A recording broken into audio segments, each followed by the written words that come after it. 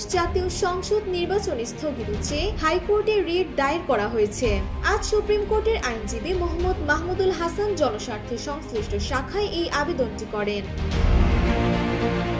Writ আবেদনে বলা হয়েছে, গণ অভ্যুত্থানের সময় দেশের বিভিন্ন থানা ও আইনশৃঙ্খলা রক্ষাকারী বাহিনীর কার্যালয় থেকে ৫,৭৫০টি আগ্নেয়াস্ত্র এবং প্রায় ৬.৫ লাখ রাউন্ড গোলা বারুদ লুট করা হয়। সরকার পুরস্কার ঘোষণা করেও এখন পর্যন্ত এর একটি উল্লেখযোগ্য অংশ উদ্ধার করতে পারেনি। এই বিপুল পরিমাণ অবৈধ অস্ত্র জননিরাপত্তার জন্য চরম হুমকি হয়ে দাঁড়িয়েছে।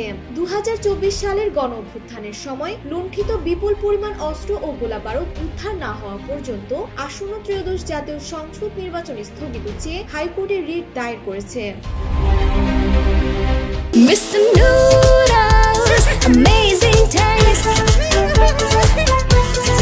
আবেদনে ঢাকা ৮ আসনের সংসদ সদস্য পদপ্রার্থী শরীফ ওসমান হাদী সন্ত্রাসীদের গুলিতে নিহত হওয়ার ঘটনাটি উল্লেখ করে বলা হয়, বর্তমান পরিস্থিতিতে নির্বাচন অনুষ্ঠিত হলে তার রক্তক্ষয়ী হওয়ার আশঙ্কা রয়েছে। আইনজীবী মাহমুদুল হাসান যুক্তি দেন যে, ভোটার ও প্রার্থীদের জীবনের নিরাপত্তা নিশ্চিত না করে নির্বাচন আয়োজন করা সংবিধানের ৩২ অনুচ্ছেদ অনুযায়ী জীবনের মৌলিক অধিকারের পরিপন্থী।